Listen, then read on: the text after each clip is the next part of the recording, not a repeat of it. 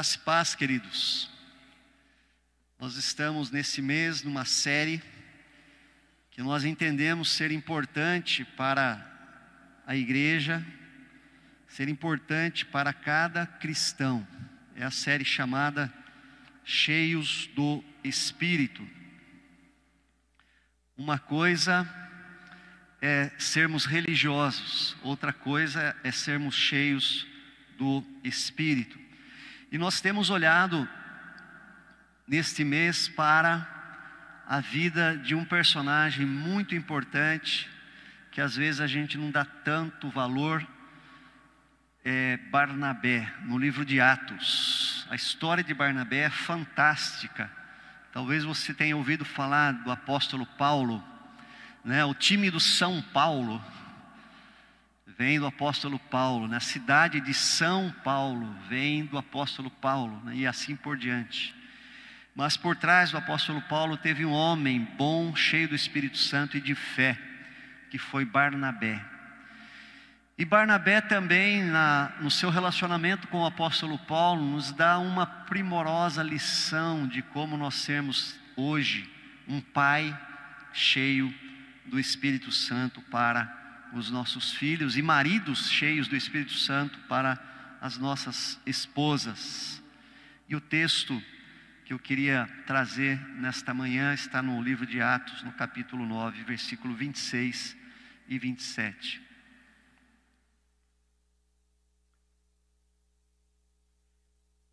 Tendo chegado a Jerusalém, procurou juntar-se com os discípulos. Aqui a Bíblia está falando do apóstolo Paulo. Todos, porém, o temiam, não acreditando que ele fosse discípulo. Mas Barnabé, tomando-o consigo, levou-o aos apóstolos e contou-lhes como ele vira o Senhor no caminho e que este lhe falara e como em Damasco pregara ousadamente em nome de Jesus.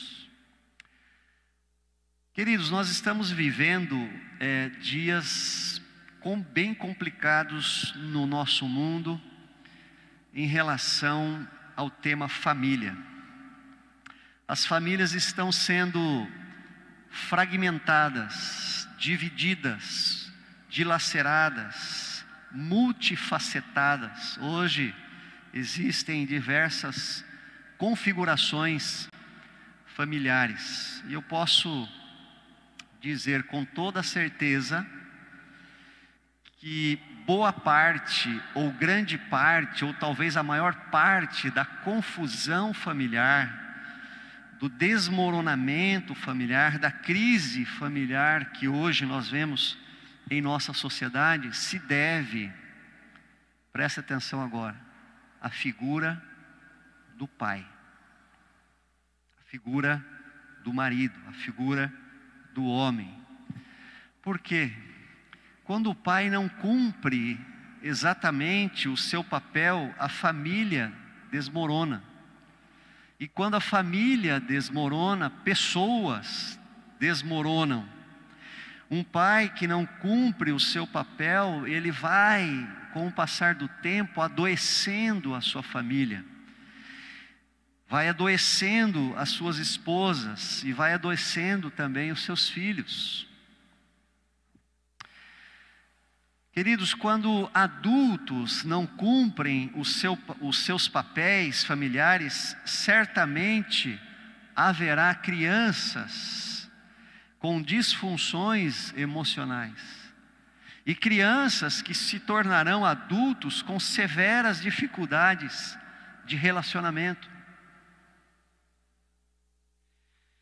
Freud disse uma coisa muito verdadeira. Ele diz assim: na maioria dos seres humanos, tanto hoje como nos tempos primitivos, a necessidade de se apoiar numa autoridade de qualquer espécie é tão imperativa que seu mundo desmorona se essa autoridade é ameaçada.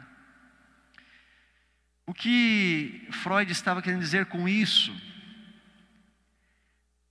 em todos os níveis, seja no nível familiar, principalmente, seja no nível profissional, na figura de um mentor, seja no campo político, seja no campo espiritual. Todos nós precisamos nos apoiar numa autoridade, em alguém que esteja sobre nós. O ser humano, por natureza, precisa de alguém que esteja sobre ele, que lhe traga direção e segurança. E em quem os nossos filhos se apoiam? Quem é o chão para os nossos filhos? Em quem eles confiam, quem eles amam, onde está a segurança deles? Eu posso dizer aqui também com toda certeza que segurança é tudo o que um bebê ou uma criança precisa. Segurança. Aí você vai dizer assim, mas pastor, será que não é amor? Sim. Mas onde existe segurança é porque essa criança se sente amada. E é aí que entra o papel do pai na família e na educação dos filhos. A psicologia traz vários estudos a respeito da importância do pai nas relações familiares. Por exemplo, as crianças que sentem o pai próximo e sentem o pai presente, elas sentem-se mais seguras em seus estudos, na escolha de uma profissão ou nas tomadas de iniciativas pessoais. A psicologia também nos ensina que a figura masculina é o símbolo que, olha, isso é muito importante. A figura masculina é o símbolo que promove a estruturação psíquica da criança e lhe permite abrir-se para o horizonte de novas possibilidades. A estruturação psíquica de uma criança se faz com a presença da mãe e também com a presença masculina, presença do pai. Já a ausência paterna, ela tem o potencial de gerar conflitos no desenvolvimento psicológico e cognitivo da criança. Assim também como influenciar o desenvolvimento de distúrbios de comportamento. Queridos, estudos mostram que em famílias sem a presença do pai, ou nas quais os pais apresentavam pouca interação com os filhos, havia maior associação com desempenhos pobres em testes cognitivos dessas crianças. Os estudos mostram também que crianças com a ausência de um pai biológico têm 2 vezes mais probabilidade de repetir o ano escolar e de apresentar um comportamento violento nas escolas.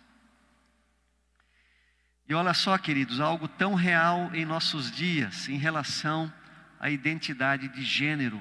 Nós vivemos um tempo de muita confusão em relação à identidade de gênero. Crianças que não convivem com o pai acabam tendo problemas, muitas delas, de identificação sexual, de quem ela é. Porque ao olhar a mulher, o feminino, e ao olhar o homem masculino, a criança vai se identificar ou com o sexo feminino ou com o sexo masculino. Ela sendo uma menina, portanto, ela vai ver que ela tem identificação com a sua mãe. Se for um menino, ele verá que ele tem coisas parecidas com o pai e vai se identificar como homem. Mas quando o pai não está presente, o marido não está presente, essa identificação sexual se torna complexa na cabecinha da criança.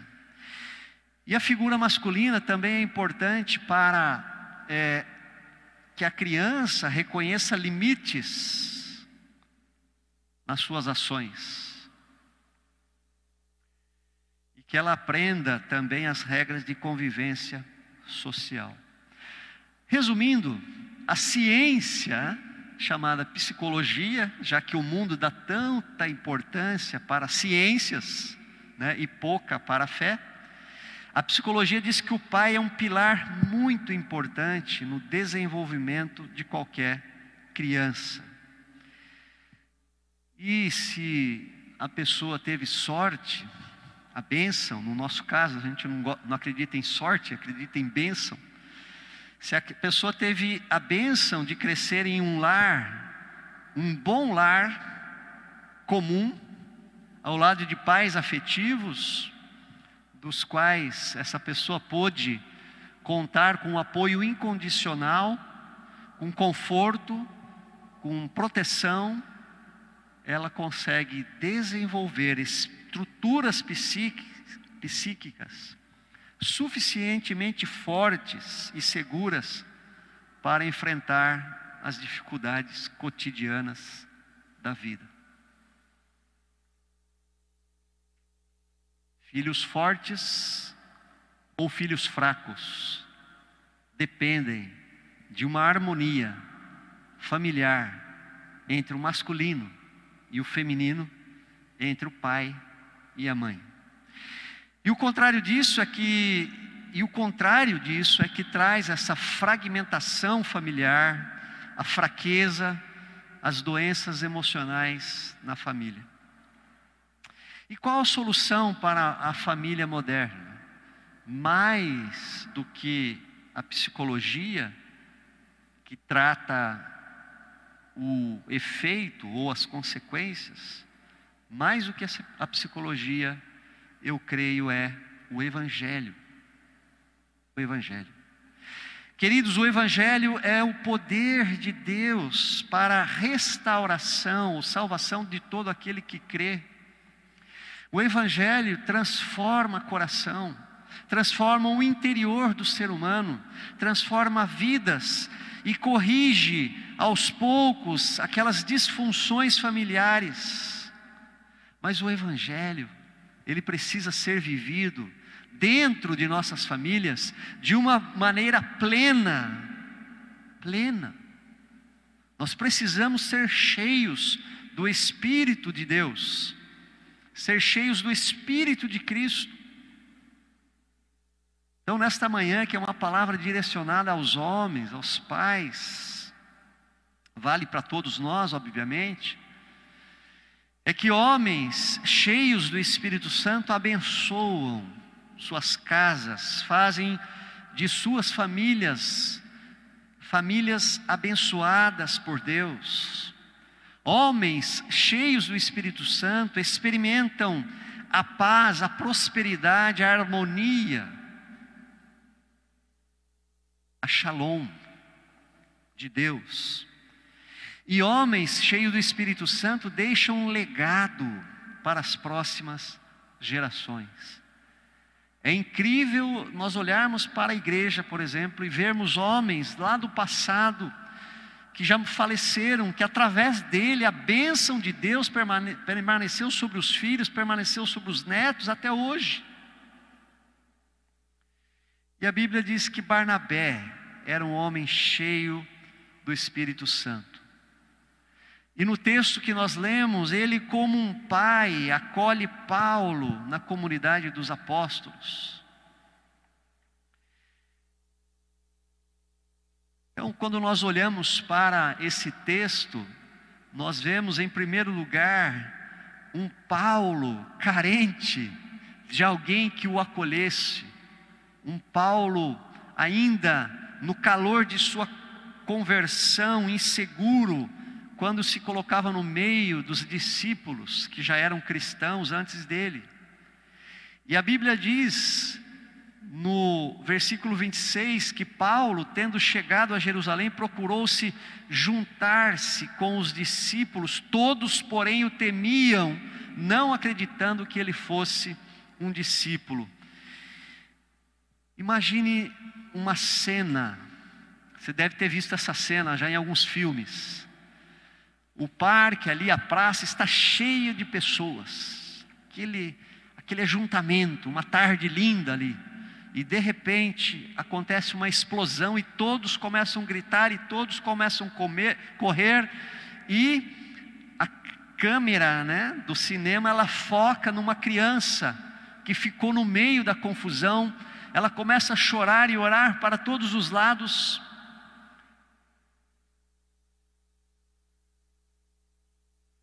Paulo estava nessa situação. Paulo, recém-convertido, era como essa criança perdida no meio da multidão. Tudo era novo para ele, por isso Paulo tinha uma necessidade de juntar-se aos discípulos. Interessante que o termo original aqui desse verbo juntar-se é cola. E a palavra cola, no original, que foi escrito no Novo Testamento, significa grude. Paulo, em sua nova fé, ele queria colar nos mais experientes, se juntar, se firmar neles, mas todos o temiam e não acreditavam na sua conversão. Portanto, ninguém o recebeu lá em Jerusalém. Paulo era uma criança na fé. Ele ainda precisava ser acolhido na comunidade cristã, conduzido, ajudado, firmado na doutrina dos apóstolos. Queridos, vamos trazer isso para a nossa realidade hoje. Quem são os nossos primeiros discípulos? Quem mais necessita ser encaminhado? Quem mais necessita ser acolhido, orientado, conduzido do que os nossos próprios filhos? A nossa igreja está investindo bastante no discipulado pessoal. Acho até que tem um dos avisos aí depois. Mas quem são os nossos primeiros discípulos? Os nossos filhos.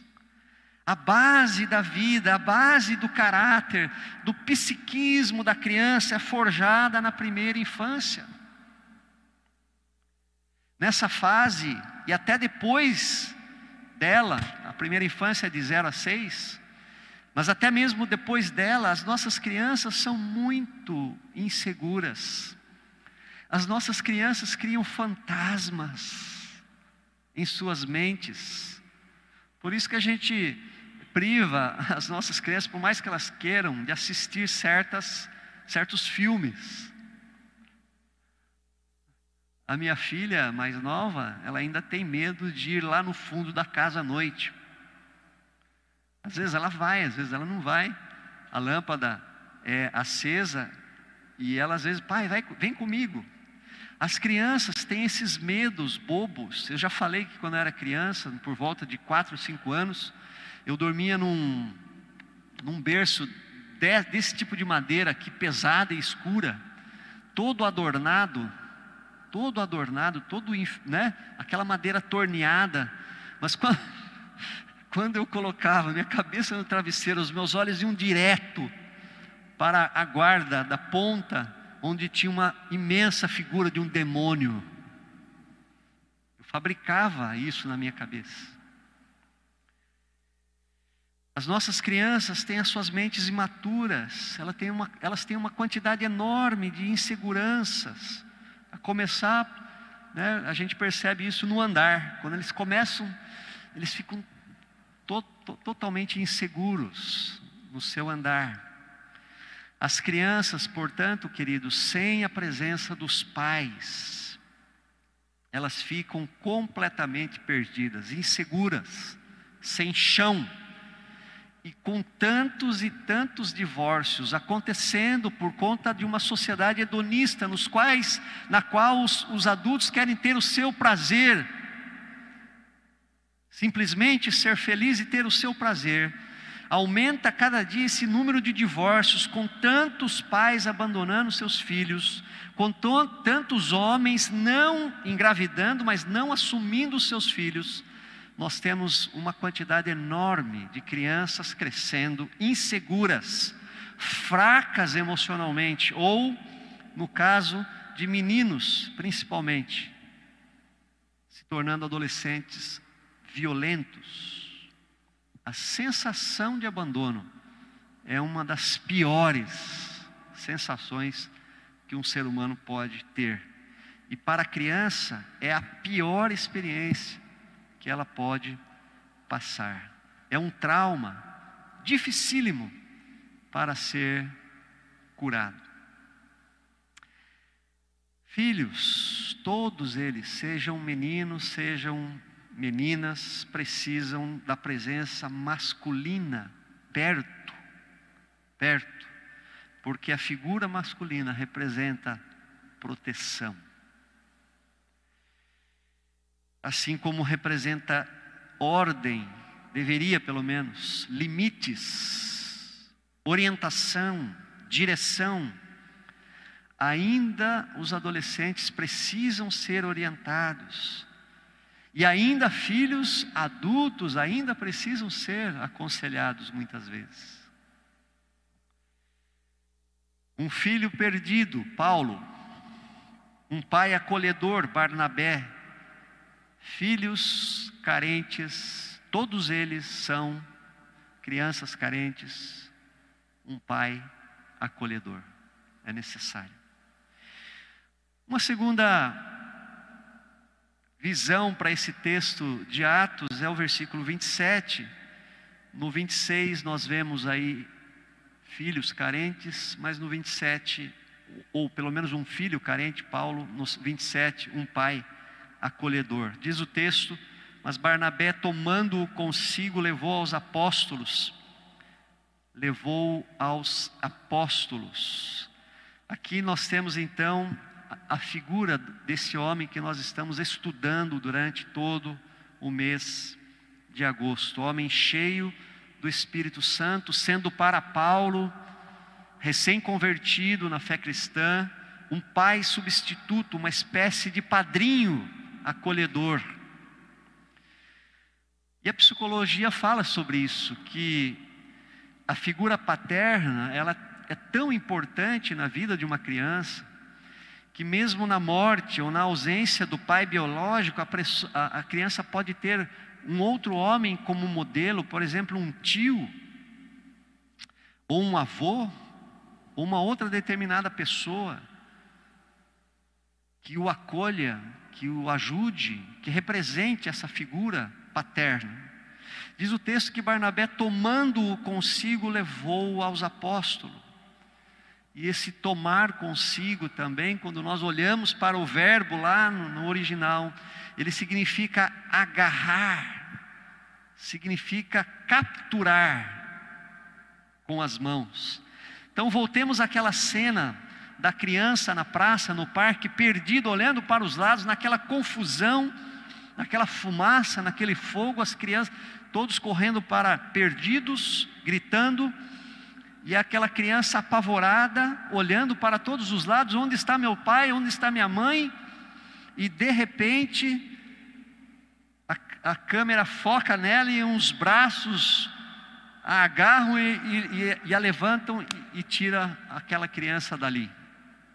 Foi isso exatamente que Barnabé fez com Paulo. Barnabé o agarrou, o sentido original aqui, e o levou direto, e o tirou do meio da multidão, e o levou direto, não aos discípulos, mas ao centro do movimento cristão, ou seja, ao colégio apostólico, a Pedro, Tiago, João e os demais apóstolos.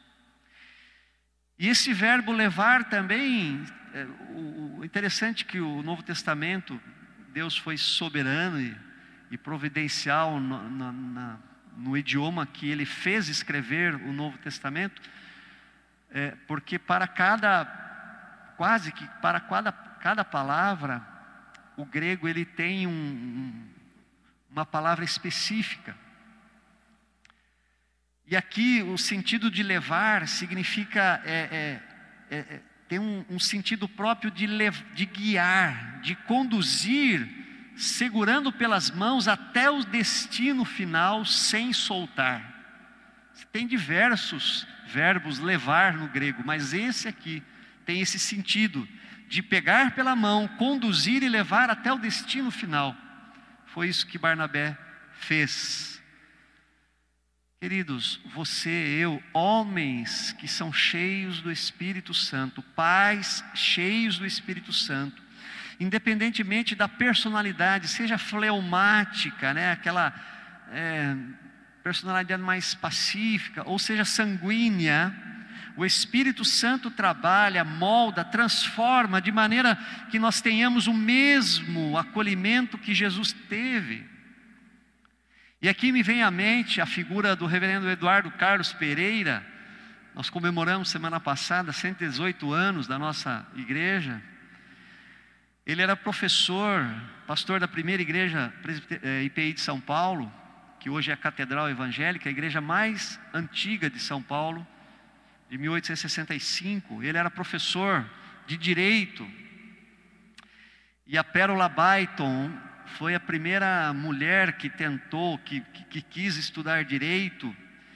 E os meninos, os estudantes de Direito estavam fazendo um motim para impedir a entrada dela na faculdade, porque eles não aceitavam que uma mulher estudasse, isso em 1900 e bem lá atrás. E o reverendo Eduardo a toma pela mão e ele entra pelas portas da faculdade, e nenhum aluno ousou mexer com ela. Que personalidade você acha que tinha o fundador da nossa denominação? Fleumática? Com certeza não. Quem conhece a história dele, né? Uma personalidade passiva ou pacífica? Não, de maneira nenhuma. Mas ele tinha um coração acolhedor. Então, independente de personalidade, um homem cheio do Espírito Santo acolhe.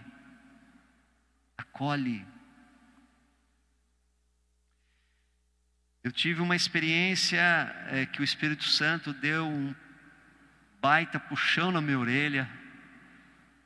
Eu acho que no meu livro eu conto essa história. Um puxão de orelha que eu nunca me esqueço. E quando o puxão é bem dado, a gente nunca esquece. Eu estava trabalhando lá no meu apartamento em Passo Fundo. E a Fernanda tinha de 2 a 3 anos. E nós tínhamos uma ajudante que cuidava dela no período da manhã, dava almoço. E à tarde nós levávamos para a escola. Mas se você pensa que ela não vinha toda hora no meu escritório, ela vinha. Toda hora. E muitas vezes, eu vou falar um português claro aqui, eu a expulsei do escritório, confesso esse pecado, já me arrependi. Por conta do meu trabalho. Filha, o papai está trabalhando, você precisa entender, como se ela fosse uma adulta, né? Racional. E tirava para fora do escritório. Aí um dia o Espírito Santo me fez lembrar dessa cena e eu chorei. O quanto eu estava sendo irracional, um pai não acolhedor. Os nossos filhos precisam de homens acolhedores. Homem que separem tempo para pôr os filhos no colo, para cheirar, para beijar, para brincar. Sabe por que homens cheios do Espírito Santo são acolhedores? Porque Deus é um Deus acolhedor. Ele nos acolheu, Deus nos acolheu, Deus nos abraçou, Deus veio ao nosso encontro, Ele se fez carne, o Verbo se fez carne e habitou entre nós. Ele se tornou humano. Deus nos acolheu e nos acolhe por meio de Cristo. Queridos, ninguém pode se dizer cheio ou cheia do Espírito Santo e manter-se frio ou fria aos apelos de alguém que precisa de nós, muito mais quando é uma criança. Ser cheio do Espírito Santo não é gritar, pular, orar em línguas. Ser cheio do Espírito Santo é amar. Ser cheio do Espírito Santo é acolher. Ser cheio do Espírito Santo é dar atenção. Ser cheio do Espírito Santo é ter a percepção de olhar nos olhos daqueles que necessitam de atenção. Ser cheio do Espírito Santo é colocar limites, é corrigir, é perdoar, é receber, é ensinar, é conduzir, é dirigir os nossos cordeirinhos. E quem são os nossos cordeirinhos?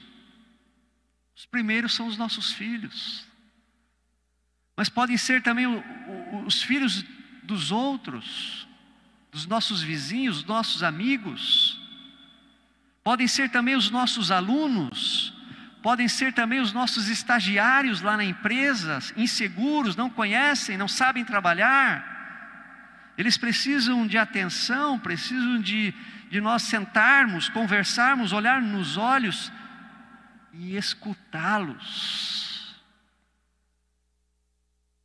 para poder orientá-los. Então, meu irmão, você que me assiste, ou vocês que estão aqui nesta manhã, você que atua lá fora no âmbito da sua família, talvez como gestor, talvez como professor, talvez como empresário, gerente, sendo um homem cheio do Espírito Santo, você também deve acolher, você deve também pegar pela mão, você deve pegar o seu funcionário, estagiário, seja o seu aluno, seja quem for, e conduzir pelo caminho do bem, pelo caminho do crescimento. Você, sendo um homem cheio do Espírito Santo, você tem esse papel. Eu tive alguém que na minha vida profissional me pegou pela mão, não sei se está me assistindo aí, mas eu quero agradecer de coração aqui o meu cunhado chamado Dirceu, casado com a minha irmã Margarida. Trabalhei com ele, meu primeiro emprego de carteira assinada, 5 anos. Depois, mais tarde, quando fui para o seminário, trabalhei novamente. E ele foi uma pessoa importante que Deus usou para me guiar. Queridos, um homem cheio do Espírito Santo, cheio do fruto do Espírito Santo, amor, paz, mansidão. Ele tem um amor que não é dele, mas é divino. Ele tem uma paciência que não é dele, mas de Deus. Ele tem uma mansidão que jamais seria dele mesmo, mas que essa mansidão vem pela atuação do Espírito Santo. Porque os frutos do Espírito é amor, paciência, mansidão. Então, onde existem filhos carentes, seja a qualificação de filho que a gente possa dar, deve ter um pai acolhedor. Eu queria concluir. Nós precisamos ser homens cheios do Espírito Santo. É isso que faz toda a diferença na família e na sociedade. Um homem cheio do Espírito Santo constrói o seu lar, constrói a sua família, constrói a sua descendência, ao passo que um homem incrédulo, um homem carnal ou um homem frio na fé, ele pouco contribui, ou até mesmo contribui para o contrário, para o desmoronamento da família. Quantas famílias hoje nós temos visto que são sustentadas por mulheres guerreiras, mulheres de fé, mulheres tem sido esteio de sua família porque tem fé, porque tem buscado a Deus. Mas este papel é, segundo a Bíblia, em primeiro lugar do homem. E em segundo lugar, também da mulher.